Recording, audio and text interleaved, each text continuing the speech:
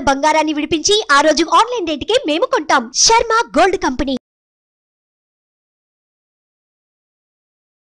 నమస్కారం, welcome to Suman TV. నేను గీతాంజలి. ప్రస్తుతం మనతో పాటు ప్రముఖ ఆధ్యాత్మికవేత్త డాక్టర్ రాజన్ వై నంబూద్రి గురుగారు ఉన్నారు. వారితో మాట్లాడదాం. గురుగారు నమస్కారం అండి. నమస్కారం. జూలై 21 ఆదివారం గురు పౌర్ణిమ, అవునండి, వ్యాస పౌర్ణిమ అంటారు. ఆ రోజు విశిష్టత తెలియచేయండి. అసలు ఇంట్లో ఉన్న వాళ్లే కావచ్చు, సాధారణంగా మేము ఎటువంటి నియమాలు ఆ రోజు ఆచరించాలి, ఏ దైవాన్ని పూజించాలి, ఎలా అసలు ఉండాలి, ఈ నియమాల గురించి వివరించండి. తప్పకుండా. ముందుగా శ్రీ మహాగణపతి దేవతవ్య నమః. చూసే వీక్షబంధులకి నమస్కారం. గురు పౌర్ణమి రోజున అందరు కూడా చూసే వీక్షబంధులకి అందరికీ శుభాకాంక్షలు. ఇది గురు పౌర్ణమి ఏమిటి அப்படின்னா, ఎవరైనా కూడా ఉపన్యాసం తీసుకుని ఉంటారు, మంత్రము ఆ గురువు దగ్గర తీసుకొని ఉంటారు కదా. ఆ గురు పరంపర వచ్చే వాళ్ళకి గురు పౌర్ణమి రోజున వాళ్ళకి మనం పూజ చేయటం, పాద పూజ చేయటం, వాళ్ళకి పుష్పాంజలి చేయటం, ఇంకా తర్వాత బిల్వపత్రితో పూజించటం, ఇవన్నీ కూడా ఒక ఆచార ప్రకారంగా వచ్చేది. ఈ గురు పౌర్ణమి అనేది వ్యాస పూర్ణిమ అంటారు. అంటే వ్యాసుడు ఆ రోజే మహాభారతాన్ని లిఖించారని, ఆ రోజే పౌర్ణమి రోజు వరకు, అంటే ఎప్పుడైతే కూడా మళ్ళా వచ్చే పౌర్ణమి వరకు పూర్తి చేసి ఇవ్వటం కానీ చేయటం కానీ చేశారు. కానీ వ్యాస పూర్ణిమ రోజు వ్యాసుడికి చక్కగా బ్రహ్మాండమైనటువంటి ఒక పూజ చేసి, ఆయన ఒక అష్టోత్తరం కానీ, ఆయన ఒక శ్లోకాలు కానీ, ఆయనతో అభిషేకాలు అవన్నీ కార్యక్రమాలని చేస్తారు. అదే విధానంగా దత్తాపీఠం పరంపర అని ఒకటి ఉంటుందండి. దత్తాత్రేయ ఒక పరంపర పీఠ వాళ్ళు కూడాను స్వామి వారికి ఎంతో మంది అవధూతలు. ఆ అవధూతలు ఎలా అంటే దేన్ని కూడా ఏది ఆశించారు వాళ్ళు. నాకు ధనము కావాలి, ఐశ్వర్యం కావాలి, అది కావాలి, ఇది కావాలి, ఈ దేనిపైన కూడా వాళ్ళకు వ్యాహం అన్నది ఉండదు.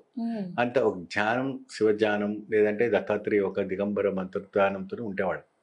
దత్త పరంపరలో కూడా ఈ యొక్క గురు పౌర్ణమి రోజున అక్కడ ఉన్నటువంటి సాధువులు కావచ్చు, అక్కడ ఉన్నటువంటి మహాత్పతికలు కావచ్చు, గాంగాపూర్లో, తర్వాత మీరు కొల్హాపూర్లో ఉన్నటువంటి దత్తాపీఠాలు కానీ, ఇప్పుడు ఎన్నో ఉన్న క్షేత్రాల్లో విశేషమైనటువంటి ఒక కైంకర్యం ఆ రోజున చేస్తారు స్వామివారికి అండి. సో ఇది పరంపర ఆచారం. ఈ రకంగా చేసి అద్భుతమైనటువంటి ఫలితం లభిస్తుంది. అంటే కొద్దిగా చర్చనీయంగా వారికి చేయకూడదు, వీరికి చేయకూడదు, వీరికి వారికి అన్నట్టుగా చెప్పడం జరుగుతుంది. కానీ ఏది ఏమైనప్పటికీ కూడా ఇక్కడ మనకు వ్యాస పూర్ణిమ అనేది పరిపూర్ణం అనేది జరగబడుతుంది. సో ఇప్పుడు ఏంటంటే మనం ఇంట్లో ఆ చిత్రపటం ఏమైనా వ్యాస పూర్ణిమ పటం ఉందనుకోండి, ఇంట్లో చక్కగా పెట్టి ఆ ఒక గురు బ్రహ్మ, గురు విష్ణు, గురు దేవో మహేశ్వర, గురు సాక్షా పరబ్రహ్మ తస్మై శ్రీ గురువే నమః అని చెప్పేసి స్వామివారి చెప్పిన తర్వాత ఏదైనా ఆ వ్యాసుని ఒక గురు చరిత్ర పారాయణం ఉంటుంది. అది చక్కగా చదివినా, లేకపోతే యూట్యూబ్లో వాళ్ళు రాకపోయినా కూడా యూట్యూబ్లో పెట్టినా కూడా మనకు చేసుకోవచ్చు. ఎప్పుడైతే కూడాను వ్యాసాయ విష్ణు రూపాయ వ్యాసాయ అంటారు. అంటే విష్ణువే స్వయంగా వ్యాస రూపంగా వచ్చాడు కాబట్టి మనకి ఇతిహాస పురాణాలు జరుగుతుంది. మరి ఎప్పుడైనా కూడా బద్రీనాథ్లో వెళ్ళిన తర్వాత ఫస్ట్ విలేజ్ మానగావ్ అని వస్తుంది. ఆ మానగావ్లో ఏంటంటే చుట్టూ మీకు అన్ని యాపిల్స్ చెట్లు కనపడతాయి. ఏమండి, ఎక్కడ చూసినా అదే కానీ చిన్న చిన్న ఇళ్ళు, అక్కడ మనుషులు తెల్లగా ముద్దగా, ఆ ప్రాంతం ఆ వాతావరణం అంతా కూడా కల్ముషం లేనిది. అక్కడ మనుషులు కూడా కల్ముషం లేనివంటి మనుషులు. మేము లాస్ట్ 2 years బ్యాక్ వెళ్ళాము మానగావ్లో. అక్కడికి వెళ్ళిన తర్వాత అంతర్జానిలో వెళ్తున్నటువంటి సరస్వతి దేవి ఒక నది అక్కడ కనబడుతూ ఉంటుంది. భీమ్శీల అని ఉంటుంది. అక్కడ వ్యాసుని యొక్క మహర్షిది గుఫ, మరి ఇటు కొద్దిగా ముందు భాగంలో వినాయకుని యొక్క గుఫ. ఎప్పుడైతే కూడాను వ్యాసుడు చెప్పేవంటి మహాభారతం లిఖించి సహాయపడ్డ ఒక గుఫ కూడాను, వినాయకుడి గుఫ మనకు మానగావంలో ఇప్పటికి కూడా ఉంది. ఇప్పటికి కూడా ఉంది. మీరు ఎప్పుడైనా కూడా మీరు బద్రీధామ్కి వెళ్ళినప్పుడు వ్యాసుడు గుఫకి అని వినాయక గుహానికి వెళ్ళి చూడండి, చాలా చక్కగా ఉంటుంది. అద్భుతమైనటువంటి వైబ్రేషన్స్ తో మనకి కనపడుతుంది. వేలాది మన హిందూ సనాతన ధర్మ భక్తులందరూ కూడా చార్ధామ్ యాత్ర చేసుకొని చక్కగా అక్కడికి వెళ్ళి దర్శనం చేసుకుంటారు. అద్భుతమైనటువంటి ఫలితాల్లో చేరుకుంటారు. ఎందుకు అప్పుడే మన ఇతిహాసంలో పురాణాలు తొలగిపోకూడదు, తర్వాత తరాల వాళ్ళకి కూడా తెలియాలి. కాబట్టి అక్కడ ఇంకోటి ఏంటంటే అమ్మా, ఎక్కడైతే కూడా అక్కడ వ్యాస గుఫ దగ్గర ఉన్నవంటి ఆ సరస్వతి మాత నది కింద మీకు బద్రిధాంలో పడుతుందో, ప్రయాగరాజ్ అని మీకు తెలుసు కదా, కాశీలో ఆ ప్రయాగరాజ్ త్రివేణి సంఘంలో కనపడుతుంది. ఆ సొరంగ రహస్యంలో వెళ్తూ ఉంటుంది. తర్వాత మనకి ఇక్కడ నందకము నది అని ఒకటి ఉంటుంది, మందాకిని నది అని ఒకటి వస్తుంది, అనేక మన మధ్యలో గంగా నది వస్తుంది, విష్ణు ప్రయాగ వస్తుంది, అనేక రకమైనటువంటి వస్తుంటుంది. అక్కడ అగత్యర్ అని మహర్షి అని ఉంటారు. మా అగత్యర్ గురించి తెలుసు కదా మీకు. ఆయన మహాకవి, మహాజ్ఞాని. ఆయన సుబ్రహ్మణ్యేశ్వర స్వామి స్వయముగా నీవు చిరంజీవిగా ఉండని చెప్పినటువంటి మహా అద్భుతమైనటువంటి అగత్య మహర్షి.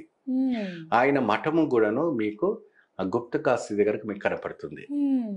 అక్కడ అగత్య నగరం కూడా అంటుంటారు. అంటే ఆ గుప్త కాశీ దగ్గర నుంచే లెఫ్ట్ సైడ్ వెళ్తే బద్రీధామ్ వెళ్తారు, రైట్ సైడ్ వెళ్తే కేదార్ధామ్కి వెళ్తారు. మధ్యలో ఆ స్వామివారి ఆశ్రమం ఉంటుంది. రోజు సాయంత్రం అక్కడ భోగ్ బండారం నడుస్తుంది. భోగ్ బండారం అంటే ఏంటంటే సాధులకి బండారు పెడుతుంటారు. కాబట్టి అక్కడ పైసలు డబ్బులు ఎవరు తీసుకోరు. మనం ఏం చేస్తాం అప్పుడే, అక్కడ వెళ్ళే భక్తులు అక్కడ దగ్గర ఉన్నటువంటి షాపులో ఒక 10 kgs రైస్ కానీ, 10 kgs కందులు కానీ, లేదంటే వెజిటేబుల్స్ కనుక్కొని అక్కడ బాక్స్ పెడతారు. అన్ని పెద్ద పెద్ద బాక్సులు ఉంటాయి. మీ ఇష్టమైనటువంటి వెజిటేబుల్స్ అని ఒక దాంట్లో వేయండి, బియ్యం అంతా ఒక దాంట్లో వేయండి. వాళ్ళు ఆ ఒక పదార్థాన్ని తీసి అక్కడ ప్రతిరోజు కూడా ఎక్కడి నుంచో వచ్చేటువంటి సాధులకి ఆ అగత్య మహర్షి వంటి ఆశ్రమంలో ఇవన్నీ భోజనం చేస్తుంటారు. ఈ గురు పౌర్ణమి రోజు నుంచి పరంబరలో వచ్చేవంటి వీరు ఒక అగత్యులు.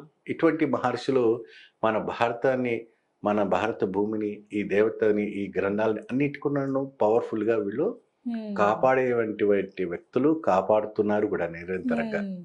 వీళ్ళు గురు పౌర్ణమి రోజున అసలు పూజించవలసింది వీళ్ళని. సో ఈ రకంగా వాళ్ళని మనం గుర్తించి వాళ్ళని చక్కగా మనం పూజ చేసుకుంటే అద్భుత ఫలితం వస్తుంది, మహాజ్ఞానం వస్తుంది. అగత్యని పూజించడం వల్ల అతీత శక్తి పెరుగుతుంది. పిల్లలకి చదువురాని వాళ్ళకు చదువు పెరుగుతుంది. వ్యాస భగవంతుని మహర్షికి పూజించడం వల్ల కూడా పిల్లలకి అనే జ్ఞానం అనేది బాగా పెరుగుతుంది. సో సాధారణంగా మనం ఆ రోజు పెట్టేటువంటి పౌర్ణమి రోజున ప్రసాదం అది తేనె కన్ని లేదంటే ఇంకేదైనా పదార్థం పెడుతూ ఉంటాం మనం స్వామివారికి. గురువుకి ఏం పెడతామో అది పెట్టినప్పుడు స్వామివారికి ఆ పిల్లలకి తినిపిస్తే అద్భుతమైన ఫలితం లభిస్తుంది. తర్వాత ఏం చేస్తారంటే టీచర్స్కి, పిల్లలు చదివే టీచర్స్ ఉంటారు కదమ్మా, వాళ్ళకు కూడా ఆ రోజు గురు పౌర్ణమి కాబట్టి వారు కూడా గురుతో సమానం కాబట్టి వాళ్ళకు సమీభావనతోని వాళ్ళకి వీరు చేయవలసినటువంటి ఏదైనా కైంగర్యం ఉంటే కాలేజీలో కానీ స్కూల్స్లో కానీ వాళ్ళకు కూడా సన్మానం చేస్తే చాలా అద్భుతమైనటువంటి ఫలితం లభిస్తుంది. ఈ విధంగా గురు పౌర్ణమి రోజున ఆచరించాలి. చేస్తారు. చక్కగా వివరించారు గురుగారు. నమస్కారం అండి. నమస్కారం.